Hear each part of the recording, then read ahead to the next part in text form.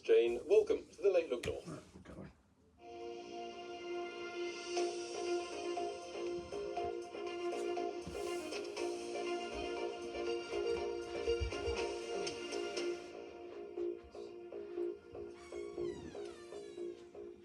Good evening, I'm Jonathan Swingler. The MP for Washington, Sharon Hodgson, says she's convinced the government is now fully behind the revival of the disused Leamside rail line in County Durham.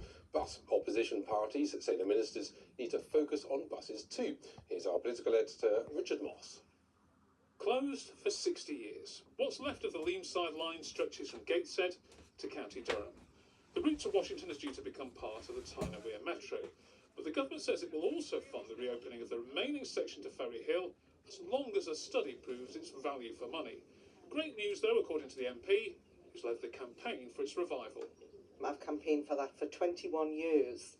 It was on my first ever election leaflet, so I'm not going anywhere until it definitely happens. The business case does add up. We've had numerous business cases, and the success of the Northumberland line, which has sort of proved even more popular than they even thought it would be, I think has given them encouragement for how popular reopening this line would be.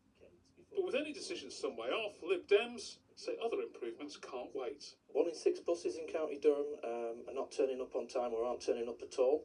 And what people really need to see is those bus services improve now, while we wait for what, as you say, could be decades before we see the likes of the train services improved. And if you look at the line that runs up the coast, I mean, it's in desperate need of new track on there.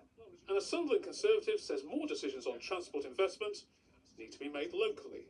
We've seen previous governments abandon rail networks to the north. I think we need to rethink how we invest in rail networks across the country so that it is more accountable and we do deliver on time. And if that's given more power to local government than that, I think that's the way to do it. There's fresh hope then for a Leamside revival, but as ever, Northern Rail travellers will believe that investment when they see it. Richard Moss, BBC Look North. Tributes have been paid to a young man who was killed at a petrol station in County Durham.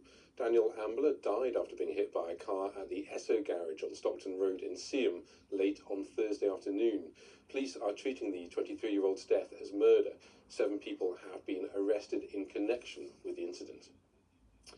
A beach bar and hotel has reopened this weekend after it was forced to close before Christmas after the steps leading down to it were deemed unsafe. Managers of Marsden Grotto and South Shields said the closure 6 weeks ago had a devastating impact on business at its busiest time of the year. It had been served with a prohibition notice by the fire service because the council maintains steps are the only official means of escape. South Tyneside Council said public safety remains its top priority. However, the repairs will require significant construction work before any long-term improvements can be delivered. We're delighted to see everybody, lots of new faces come back in the door. It was really difficult. Obviously, Christmas in hospitality is a very busy time of year. Christmas is known for setting you up for the next few months, so having that taken away from us has been really, really hard. Sport and in football, Newcastle United drew 0-0 away at bottom of the Premier League Wolves this afternoon. The Magpies didn't manage a shot on target until the 85th minute, although they did move up a place to 8th with this point. And we'll have the highlights on Look North tomorrow. Let's have a look at the weather. Many of us had fog and rain today. Here's Dan with the forecast. Hello there, good evening. It's been a cloudy, very murky day for many of us. Not a great deal of change for the time being either, with high pressure out to the east of us, low pressure to the west.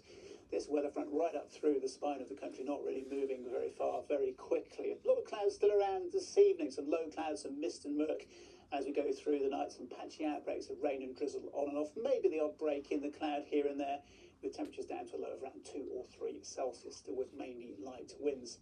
Still quite cloudy, quite murky into tomorrow morning, some mist and fog in places, some further outbreaks of rain and drizzle on and off, maybe a bit of brightness every now and then though, but overall fairly grey, quite overcast. Still with mainly light winds for the time being and temperatures around 8 or 9 Celsius. Tuesday starting off cloudy once again. We might see a bit of brightness coming through, particularly later in the day. Then it's turning breezier. That's all from the Sunday team. Thanks for joining us. Robin is here tomorrow on the early shift. You can also stay up to date with the BBC News app. Bye for now.